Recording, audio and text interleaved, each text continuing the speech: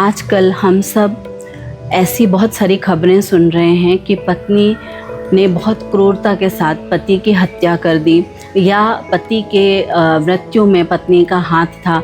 तो इस तरह की जो चर्चाएं हैं वो नारी के अस्तित्व को ख़राब तो कर ही रही हैं, उनकी छवि तो धूमिल कर ही रही हैं, लेकिन साथ ही साथ समाज में एक बहुत चिंताजनक स्थिति दिखाई दे रही है। क्योंकि आज अपने बेटे की शादी करने से पहले माता पिता को ये विचार करना होगा कि क्या मेरे घर पे भी इस तरह की कोई लड़की या इस तरह की कोई स्त्री तो नहीं आ जाएगी जो हमारे परिवार में इस तरह की घटनाओं के लिए जिम्मेदार हो जाएगी।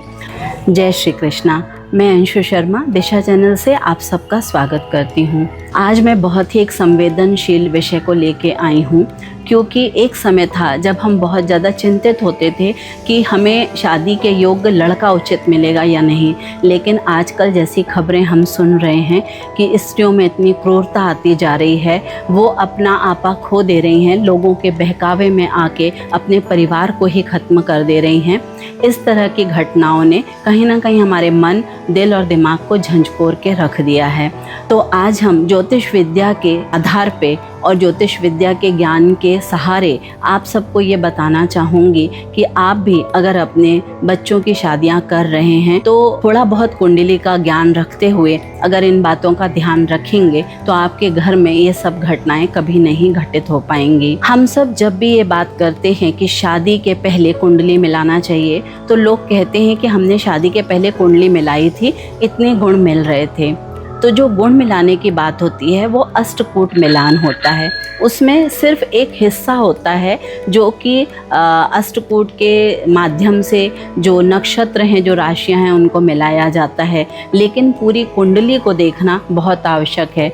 विशेष करके जब आप अपने बच्चों की शादियां करते हैं तो कन्या की कुंडली में ये 3 योगों को अवश्य देखें। अगर आपने सावधानी पूर्वक इन योगों को देख लिया तो आप इस तरह की घटनाओं से बच सकते हैं। कन्या की कुंडली देखते वक्त इस बात का ध्यान रखें कि कन्या की कुंडली में विष योग, पिशाचनी योग या विधवा योग तो नहीं है। इन सब योगों का नाम सुनते ही थोड़ा सा डर लगने लगता है, क्योंकि यह योग बहुत विचित्र योग हैं और बहुत खतरनाक होते हैं।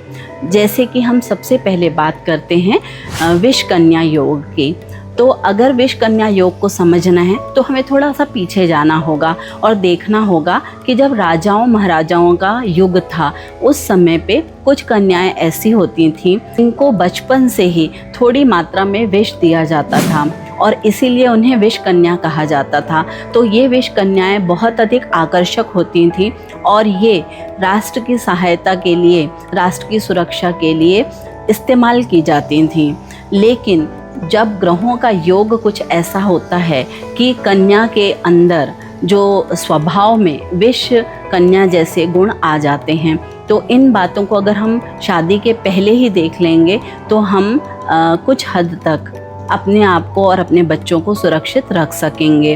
तो विष कन्या योग में चंद्रमा और राहु या केतु का योग होता है। उनके द्वितीय या अष्टम भाव में पाप ग्रह होते हैं। ऐसी कुंडली को विष कन्या योग के रूप में देखा जाता है। अब दूसरा योग आता है पिशाचनी योग। इस योग की कन्याएं भी बहुत आकर्षक होती हैं और ऐसी कन्याएं जब व्यक्ति के जीवन में आती हैं तो उन्हें शारीरिक, मानसिक और दैहिक तीनों तरह से कष्ट पहुंचाती हैं।